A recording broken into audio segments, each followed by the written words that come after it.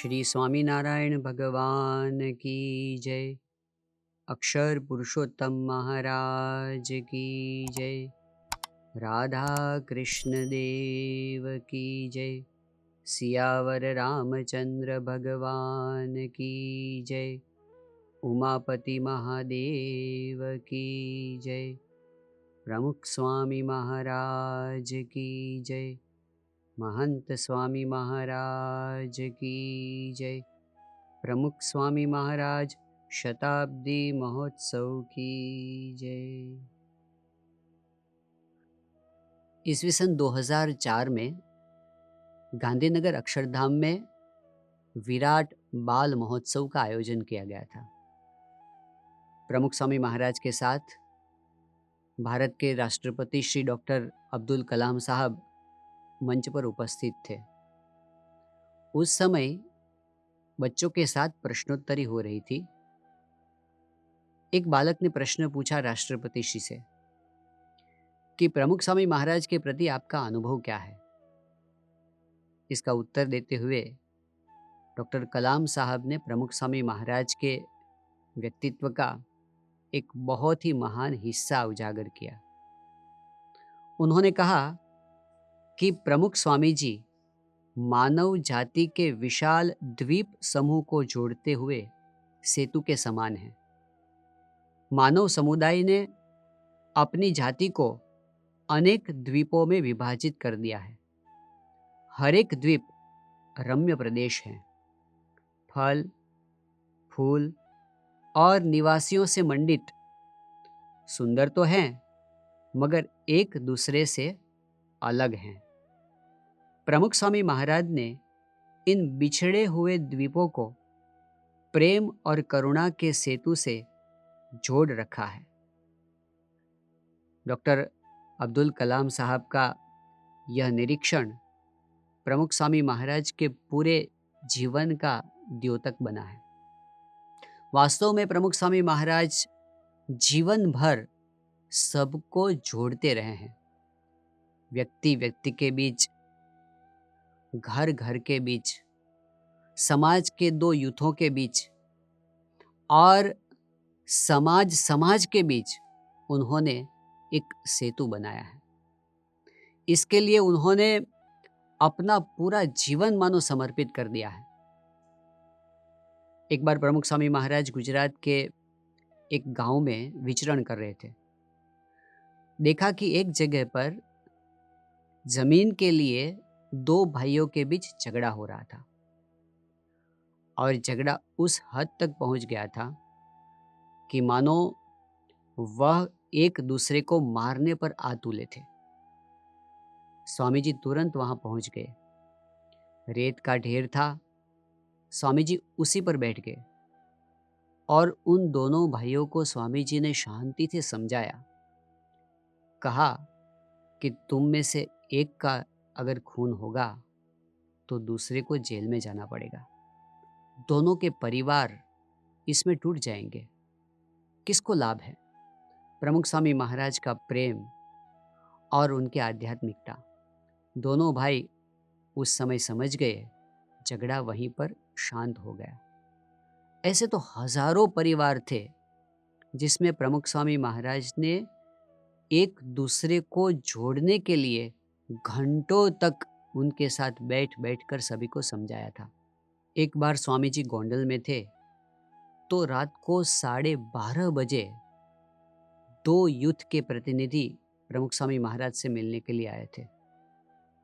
उनका झगड़ा भी सामान्य नहीं था। पूरा गांव दो विभागों में बंट गया था। उस समय स्वामी जी ने रात को 12:30 बजे जागकर 1:30 बजे तक उनके साथ बैठकर उनका समाधान करवाया था। ओदर का और कुकड़, इन दो गांवों के समुदायों के बीच 200 वर्षों से जो अपैया चल रहा था, एक दूसरे के गांवों का पानी तक नहीं पीते थे, स्वामी जी खुद दौड़कर वहां पहुंच गए और उन गांवों के बीच समाधान किया। यह उनका जीवन था कि वे हमेशा सभी को जोड़ते रहते थे। संगच्छध्वम संवदध्वम यह जो हमारी वैदिक प्रार्थना है वह प्रमुख स्वामी महाराज जीते थे और सभी के जीवन में वह दृढ़ करवाते थे। प्रमुख स्वामी महाराज की यह अभिलाषा वे कई बार लोगों को समझाते थे। एक बार एक शिविर में प्रमुख स्वामी महाराज से प्रश्न किया गया। कहा कि स्वामी जी, आप बहुत ही कठिन विचरण करते हैं, बहुत ही कष्ट झेलते हैं, तो हम ऐसा क्या करें जिससे आपका कष्ट हम कम कर सके। उस समय प्रमुख स्वामी महाराज ने बताया था कि ये जो शरीर का कष्ट हमारे लिए कष्ट है ही नहीं, हम उसको कष्ट नहीं मानते, परंतु जब आप में से किसी दो व्यक्ति का मन अलग होता है, मन मुटाव होता है, तब मुझे जरूर कष्ट होता है। तो स्वामी जी का यह संदेश था कि हम साथ मिलकर रहें, एक बनकर रहें, एक दूसरे के सुहृद बनकर रहें, हम सभी के समान मन, समान भावना हो। यह उनका संदेश हमेशा का लिए रहता था। प्रमुख स्वामी महाराज ने संबंधों के विषय में जो कुछ सिखाया है, ऐसा कहा जा सकता है कि स्वामी जी का जीवन संबंधों का विश्वकोश था, एनसाइक्लोपीडिया था। हर कोई व्यक्ति जब उनके जीवन में जागता है तो कुछ न कुछ संबंधों के विषय में अवश्य पाता है। जैसी दृष्टि वैसा लाभ उसे प्राप्त होता है। आज प्रमुख स्वामी महाराज ने संबंधों के विषय में जो संदेश दिया था, उनमें से एक दृष्टिकोण को समझने के लिए जा रहे हैं। 3 सिद्धांतों के द्वारा क्या सिखाया उन्होंने। सबसे पहला सिद्धांत तो स्वामी जी ने यह सिखाया है कि संबंधों को हमें महत्व देना चाहिए। आमतौर पर हम कार्य को या कार्य के परिणाम को अधिक महत्व दे देते हैं और संबंधों को जब कम महत्व देते हैं तो अवश्य संबंधों पर इसका बुरा असर होता ही है। कार्य करने की अभिलाषा, कार्य सिद्ध करने का लालच कभी कभार हमारे बीच अंतर कर देता है। किस तरह से? मान लो कोई एक परिवार है या संस्था है, हम एक कार्य लेकर बैठे हैं। जब हम सबको साथ में रखकर कार्य करने का प्रयास करते हैं तो कभी ऐसा होता है कि हमारे मन में जो विचार है उससे दूसरों का विचार अलग होता है। तब हम ऐसा अनुभव करते हैं कि सबको एक मत पर लाना कठिन है। इस कठिनाई का सामना करना हम नहीं जानते, नहीं चाहते, तो इसलिए हम क्या करेंगे, बिना किसी को पूछे स्वयं काम पूरा कर देंगे। उस समय तो ऐसा लगेगा कि काम जल्दी से हो गया, जैसा हम चाहते थे वैसा हो गया, मगर इसका असर यह होता है जब हमने दूसरों को अपने साथ नहीं लिया तो उनका सहकार भी हमें प्राप्त नहीं होगा। एक अंतर खड़ा होगा, विश्वास कम होगा और लंबे समय तक जो हम काम करना चाहते हैं उसमें बाधा आएगी। मैनेजमेंट में इस विषय में एक पुरानी कथा को याद किया जाता है। एक आदमी ने, एक मनुष्य ने एक मुर्गी रखी थी, चमत्कारिक मुर्गी थी। हर रोज एक सोने का अंडा देती थी, हर रोज एक सोने का अंडा। उस व्यक्ति को विचार आया कि ये हर रोज सोने का अंडा देती है मगर एक ही देती है। एक साथ ज्यादा अंडे पाने के लालच में उसने उसे काट दिया तो कुछ नहीं मिला। ज्यादा और जल्दी पाने के लालच में जब हम संबंधों को तोड़ देते हैं तो परिणाम क्या होता है, हमेशा के लिए हम पाने में अब गंवा देंगे। हमेशा के लिए हम अपनी प्रोडक्टिविटी पर असर कर देंगे। प्रोडक्शन और प्रोडक्शन कैपेसिटी के बीच में जो बैलेंस करना चाहिए वह हम नहीं कर पाते। तो स्वामी जी ने यह सिखाया कि कार्य से ज़्यादा कार्य शैली को महत्व दे, सभी को साथ में रखकर काम करें। प्रमुख स्वामी महाराज बहुत ही बड़ी संस्था के प्रमुख स्थान पर रहे, सर्वसत्ताधीश थे, परंतु कभी उन्होंने अपनी सत्ता का उपयोग नहीं किया, सभी को साथ रखा। एक बार प्रमुख स्वामी महाराज गोंडल में विराजमान थे। उस समय गढ़ड़ा में मंदिर के सामने जो नया द्वार बना था, उस विषय में चर्चा हो रही थी। मंदिर के कोठारी स्वामी आए थे। उन्होंने कहा कि स्वामी जी, नया द्वार बन गया है, इसका नाम क्या रखेंगे? फिर उन्होंने जो नाम सोचे थे वह प्रस्तुत किए। कहा कि स्वामीनारायण भगवान की यह भूमि है तो हम सहजानंद द्वार रख सकते हैं या फिर अक्षर द्वार रख सकते हैं, तो आपकी क्या राय है? स्वामी जी ने सुना, फिर बाद में कहा कि हम एक कीर्तन में बोलते हैं ना, यज्ञ पुरुष का द्वार, तो हम यज्ञ पुरुष द्वार रखें तो कैसा? प्रमुख स्वामी महाराज का यह सूचन सबको बहुत अच्छा लगा, क्योंकि यज्ञ पुरुष मतलब शास्त्री जी महाराज, और उनके संकल्प से यह हो रहा था। तो कहा कि स्वामी जी, आपका विचार बिल्कुल अच्छा है, तो हम वही रख देते हैं।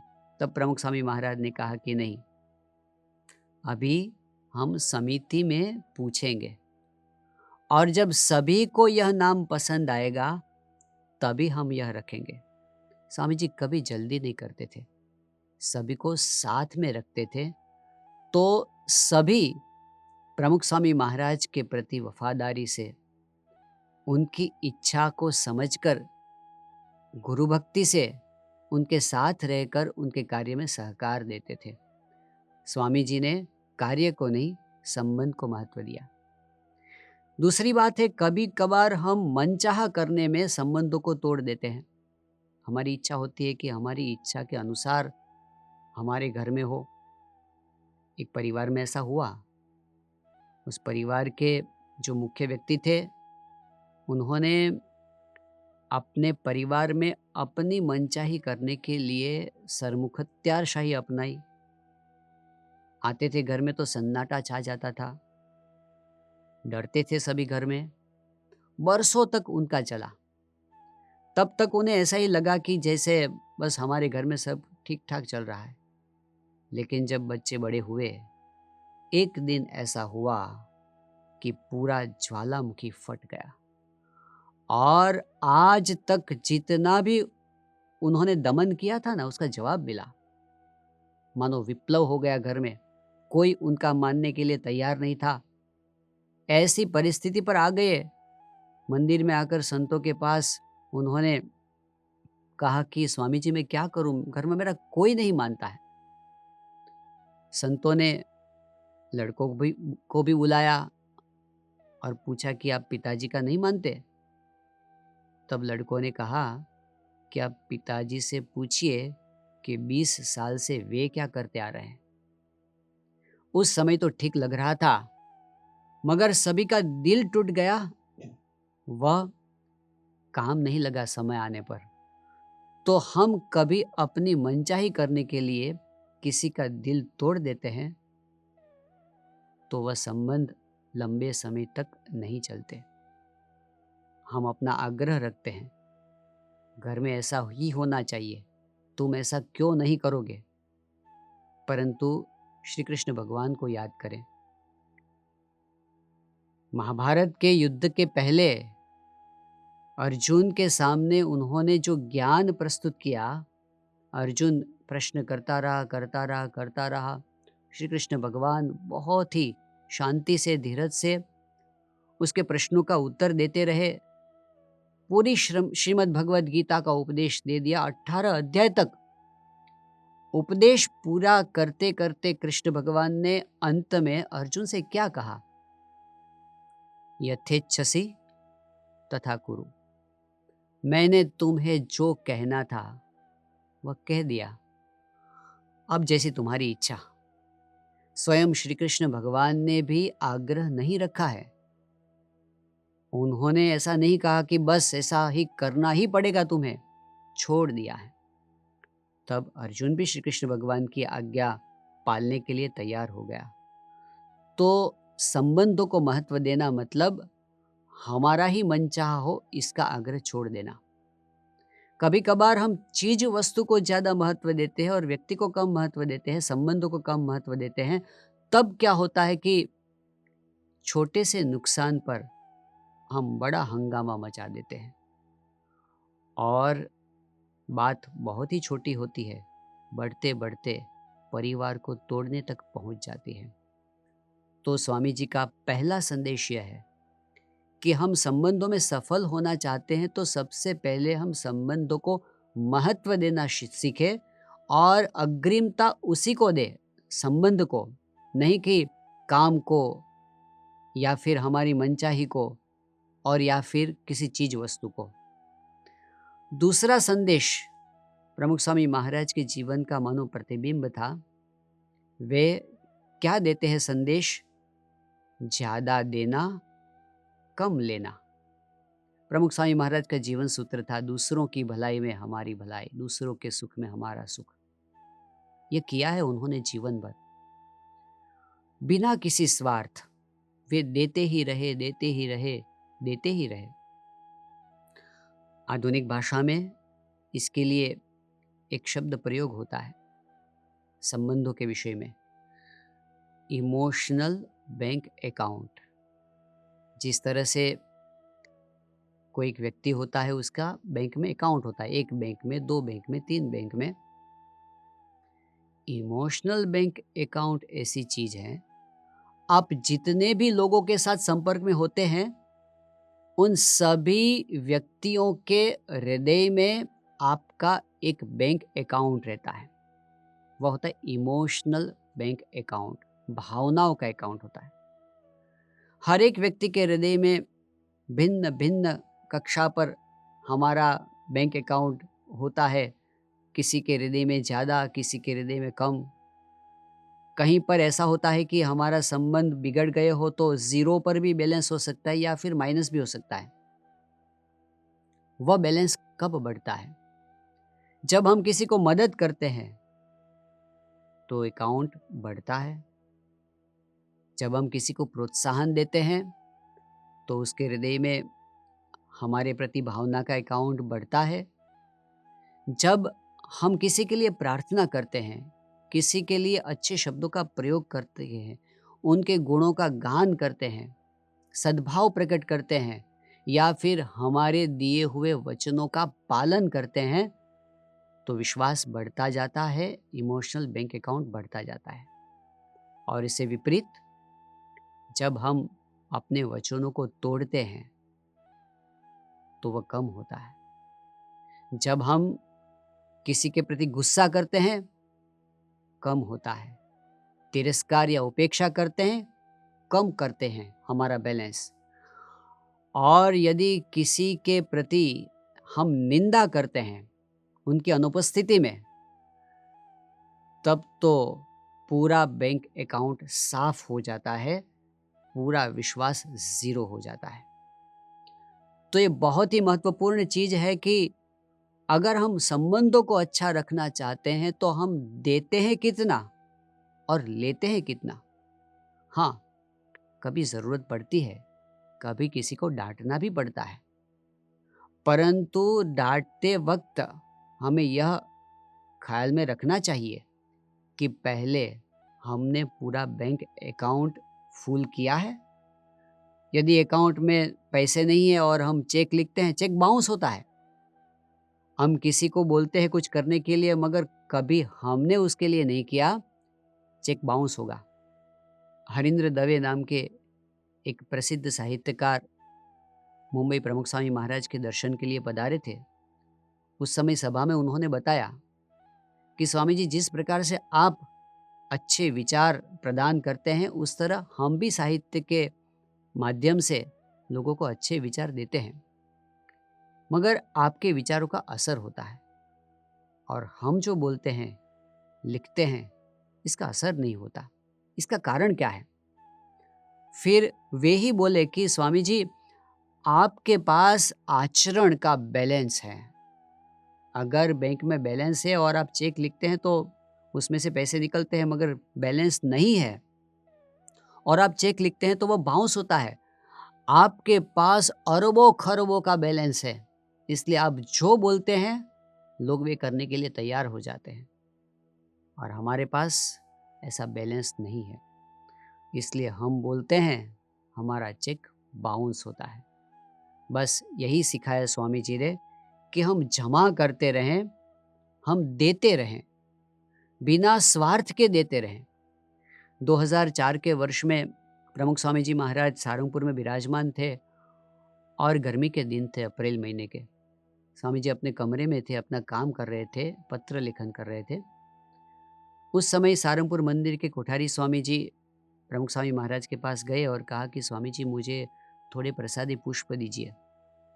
स्वामी जी ने कहा, किस लिए?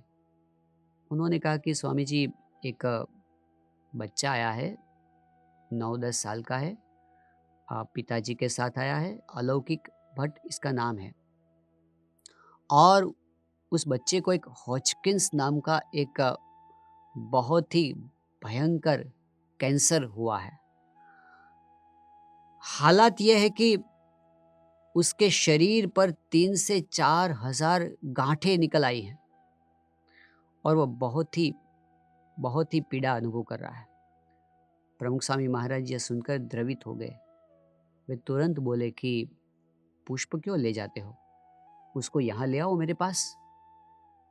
तब सभी संतों ने स्वामी जी को समझाया कि स्वामी जी, उसकी परिस्थिति ऐसी भयानक है कि यहाँ आपके कमरे में उसको लाना उचित नहीं है। तो स्वामी जी तुरंत बोले, अगर उसे यहाँ नहीं लाया जा सकता तो हम वहाँ जाते हैं। ऐसा करते स्वामी जी खड़े हो गए और चलने लगे। बाहर आते आते स्वामी जी बोले, हम उसे आशीर्वाद दें, प्रार्थना करें, उसका कल्याण हो जाए। स्वामी जी उस बच्चे के पास पधारे, वर्तमान धारण करवाया, कंठी पहनवाई, फिर स्वामी जी ने उसके सिर पर पुष्प चढ़ाए। वहाँ खड़े रहकर आंखें बंद करके स्वामी जी ने हृदय से प्रार्थना की। फिर उसे आशीर्वाद देते हुए बोले, चिंता मत करना, भगवान तुम्हारा भला करेंगे। स्वामी जी के मन में संतोष था कि उस बच्चे के लिए मैंने प्रार्थना की, मैं कुछ कर पाया। वे हमेशा देते ही रहते थे। इसको भी अपनाता चल, उसको भी अपनाता चल, राही है सब एक डगर के, सब पर प्यार लुटाता चल।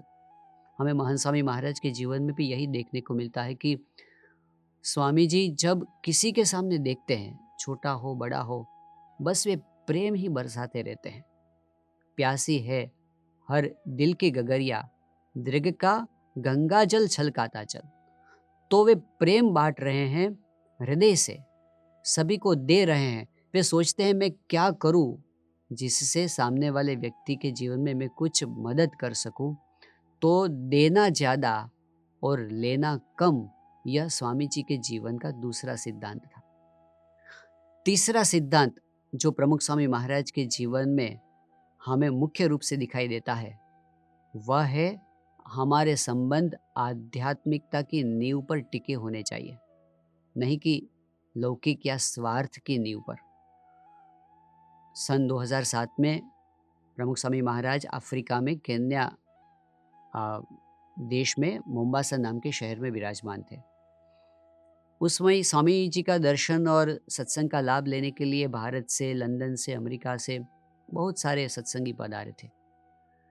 तो एक बार स्वामी जी के सामने रिपोर्टिंग हो रहा था, सत्संग की विभिन्न देशों की बातें हो रही थी। इसमें एक युवक ने सहजता से कहा कि स्वामी जी, अभी अमेरिका में प्रेसिडेंट के लिए इलेक्शन होने जा रहा है और इस चुनाव में एक पक्ष ने ऐसा जाहिर किया है कि अगर हमारा पक्ष विजेता बनेगा तो हम ऐसी कोशिशें करेंगे जिससे परिवार में संबंध ज़्यादा अच्छे हों।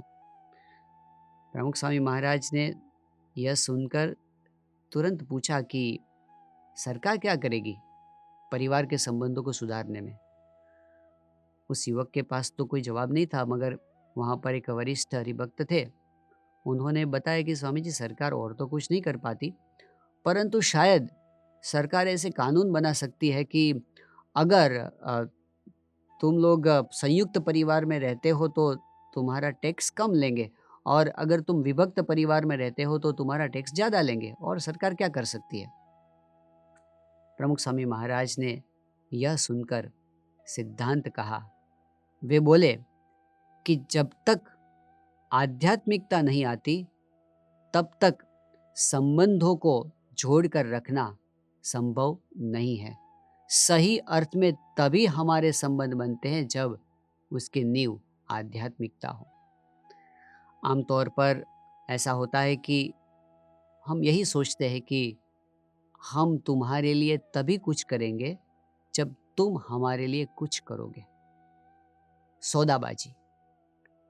परंतु स्वामी जी बताते थे कि बिना किसी अपेक्षा हमें सहन करना है, बिना किसी अपेक्षा हमें मदद करना है, बिना किसी अपेक्षा हमें दूसरों के लिए अनुकूल होना है, और बिना किसी अपेक्षा हमें अपने मन की इच्छा को छोड़ना है दूसरों के लिए। यह आध्यात्मिकता है। सवाल यह होता है कि हम दूसरों के लिए यह सब करें तो हमें क्या मिलेगा? हमें शांति मिलेगी, हमें भगवान की प्रसन्नता मिलेगी। यह तो आध्यात्मिकता है। सहन करने में कई बार हम थक जाते हैं, कितना सहन करना, लेकिन स्वामी जी ने अपने जीवन से हमें सिखाया कि जीवन भर सहन करते रहो। प्रमुख स्वामी महाराज के जीवन में ऐसे कई प्रसंग बने। कई बार ऐसा बना उनका अपमान हुआ, बिना किसी कसूर का अपमान हुआ। किसी ने उनके प्रति अयोग्य आक्षेप किए, किसी ने उनकी निंदा की, किसी ने उनके लिए अनाप शनाप बोला, किसी ने उनके लिए ऐसा ऐसा लिखा जो कभी संभव नहीं है प्रमुख स्वामी महाराज के जीवन में। तो ऐसे ऐसे आक्षेप उन्होंने बहुत सहन किए। कभी कभार ऐसा भी हुआ कि प्रमुख स्वामी महाराज के कार्यों में जानबूझकर किसी ने बाधा डालने की कोशिश की। कभी ऐसा भी हुआ कि उनको जान से मार डालने का भी प्रयास हुआ। लेकिन ये प्रमुख स्वामी महाराज थे, जिन लोगों ने उनका बुरा करने का प्रयास किया, स्वामी जी ने उन्हीं का भला किया। केवल उनके लिए अच्छा बोले नहीं, उनका अच्छा करने का प्रयास किया। वे बोलते थे कि मेरे जीवन में कभी किसी के लिए किसी का भी अहित हो, ऐसा एक बार भी विचार तक नहीं आया। यह उनका जीवन था। वे उनकी भी मदद करते थे जो उनके लिए बुरा बोलते थे। तो स्वामी जी ने एक सिद्धांत हमें सिखाया, भूल जाओ। कलकत्ता में रहने वाले एक सज्जन, कुसंग के कारण प्रमुख स्वामी महाराज के प्रति उनको द्वेष हो गया। गैर समझदारी थी और उन्होंने प्रमुख स्वामी महाराज का विरोध किया। वर्षों तक वे प्रमुख स्वामी महाराज के विरोध में बोलते रहे, परंतु समय जाते जाते उनको वास्तविकता का पता चलने लगा। प्रमुख स्वामी महाराज कैसे पुरुष हैं वह उनकी समझ में आया।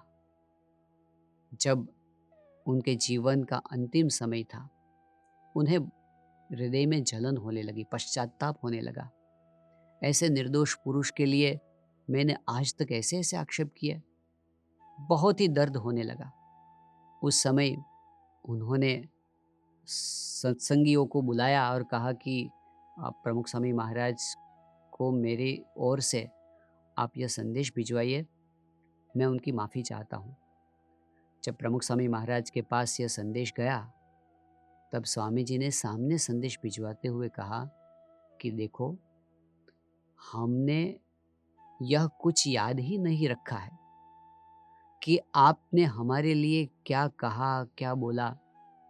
मुझे तो सिर्फ इतना ही याद है कि हमारे गुरु शास्त्री जी महाराज के पास सारंगपुर में आप कई बार आते थे और उस समय आप वचनामृत पढ़ते थे। बस यही हमने याद रखा है और कुछ याद नहीं रखना। भूल जाना और माफ करना, यह आध्यात्मिकता है जो स्वामी जी ने करके दिखाया। उनका जीवन ही यही था। जैसे प्रमुख स्वामी महाराज के गुरु शास्त्री जी महाराज कई बार ऐसा कहते थे कि हमारे पास उधार का हिसाब ही नहीं है, हम सिर्फ जमा का ही हिसाब रखते हैं, उधार का हिसाब रखते ही नहीं है। हम कई बार उधार का हिसाब लिख कर रखते हैं। हमारे लिए इसने यह कहा, हमारे लिए वह बोला, समय आने पर इसको बता दूंगा। ये सब क्या है? जब किसी के घर में चूहा मर जाता है, ज्यादा दिन तक घर में चूहे को संग्रहित करके वह रखता है, परिणाम क्या आएगा? दुर्गंध बढ़ेगी घर में। तो ऐसे नेगेटिव विचार हमारे घर में संग्रहित करके रखना, हमारे हृदय में संग्रहित करके रखना, ये हमें ही दुख देता है। स्वामी जी कहते थे, भूल जाओ। अब यह भूल जाना, माफ करना, सहन करना, यह सब हमें कई बार बहुत कठिन लगता है। धीरज रखना हम नहीं रख पाते, क्योंकि इसके पीछे आध्यात्मिक समझदारी, आध्यात्मिक ज्ञान की आवश्यकता होती है। आध्यात्मिक ज्ञान क्या है? स्वामी जी सिखाते थे, भगवान सर्व करता हरता है। उनकी मर्जी के अलावा इस दुनिया में कुछ नहीं होता। उनकी इच्छा से ही सब कुछ होता है। कोई किसी का सुधार नहीं सकता, कोई किसी का बिगाड़ नहीं पाता। जब यह सिद्धांत, आध्यात्मिक सिद्धांत हमारी दृष्टि के सामने रहता है, तब किसी के प्रति द्वेष नहीं होता। निमित्त बनता है कोई, परंतु भगवान की इच्छा से आया है। हम किससे रोष रखें, हम किसके सामने झंडा उठाए, हम किसके साथ झगड़ा करें। दूसरी बात, प्रमुख स्वामी महाराज हमेशा अपने उपदेशों में बताते थे कि हम आत्मा हैं, हम शरीर नहीं हैं। यह आध्यात्मिक ज्ञान अगर होगा, हमारी अपेक्षाएं निकल जाएगी। किसी से कोई अपेक्षा नहीं। हम आत्म सुख में ही जब संतृप्त रहते हैं, तो किसी से कोई अपेक्षा नहीं होती, तो संबंध नहीं बिगड़ेंगे। तीसरी बात स्वामी जी सिखाते थे, ये जगत नाशवंत है। हम क्या साथ में लेकर आए, क्या साथ में लेकर जाएंगे? क्यों अपने शिर लेत बुराई, रहना है दिन दोय। तो हम क्यों किसी के साथ संबंध बिगाड़े छोटी छोटी बातों के लिए? Don't sweat the small stuff, and it's all small stuff. छोटी छोटी बातों के लिए हम किसी के साथ संबंध न बिगाड़े, और सभी चीजें छोटी ही हैं, क्योंकि सब नाशवंत हैं। तो जब आध्यात्मिक दृष्टि हमारे जीवन में आती है, तो हम सहन कर पाते हैं, हम बड़ा मन रख सकते हैं, दूसरों को समझ पाते हैं। यह समझदारी सत्संग से आती है। इसलिए प्रमुख स्वामी महाराज हमेशा घर सत्संग सभा की बात करते थे। हर रोज घर में साथ मिलकर आध्यात्मिक ग्रंथ का पठन करने से हमारे मन में यह आध्यात्मिक ज्ञान स्थिर होता है। हर सप्ताह सत्संग सभा करने से, कथा सुनने से, ग्रंथों का पठन करने से हमारे जीवन में शुभ विचारों का आरोपण होता है, और समय आने पर वही ज्ञान हमें काम लगता है। एक शहर में एक सज्जन रहते थे, पढ़े लिखे थे, व्यवसाय से डॉक्टर थे। उनकी धर्म पत्नी भी पढ़ी लिखी थी, वह भी डॉक्टर थी। अब व्यवसाय तो ठीक तरह से चल रहा था, परंतु आपस में झगड़े, संयुक्त परिवार में रहते थे, परिवार में झगड़े होने लगे, और इसके कारण परिस्थिति यह बन गई कि व्यसन पर चढ़ गए। वे अपनी प्रैक्टिस भी ठीक तरह से नहीं कर पाते थे, और परिस्थिति यह आ गई कि पति डॉक्टर, पत्नी डॉक्टर फिर भी उनके लड़के के दूध के बिल के पैसे भी घर में नहीं रहते थे। उनके शहर में बीएपीएस संस्था का नया मंदिर बन रहा था। जिज्ञासा से वे मंदिर में गए, शांति होने लगी, सत्संग में जाने लगे, कथा सुनने लगे और सत्संग के कारण मन में शांति होने लगी, मन स्थिर होने लगा, गुस्सा कम होने लगा, संबंध सुधरने लगे। और आश्चर्य की बात तो यह है, प्रैक्टिस अच्छी चलने लगी। आज पूरा परिवार आनंद से भरा हुआ है, अच्छी प्रैक्टिस चल रही है, लड़का भी डॉक्टर हो गया है और इतने खुश रहते हैं। कोई दुखी व्यक्ति भी जब उसके पास जाता है तो वह आनंद में आ जाता है। यह सब कैसे हुआ? सत्संग के कारण, कथावार्ता के कारण, हमारे ग्रंथों के कारण। तो सत्संग में वह शक्ति है जो हमें आध्यात्मिकता सिखाती है और वह आध्यात्मिकता की नींव पर यदि हमारे संबंध खड़े हैं तो वह संबंध शाश्वत हैं, सनातन हैं, लंबे समय तक चलने वाले हैं और वह हमें सार्थकता प्रदान करने वाले होते हैं। तो प्रमुख स्वामी महाराज के जीवन का यह संदेश संबंधों को दृढ़ करने के लिए हम अपनी ओर से क्या करें? तो अपनी ओर से संबंधों को ज़्यादा महत्व दें। दूसरी बात, ज़्यादा देना कम लेना। और तीसरी बात कि आध्यात्मिकता की नींव पर हम अपने संबंधों को बनाए रखें। तो यह संदेश हमारे जीवन में दृढ़ हो, ऐसी हम भगवान और संत के चरणों में प्रार्थना करें। આવી વધુ કથા સાંભળવા શ્રવણમાલા ચેનલને સબસ્ક્રાઇબ કરો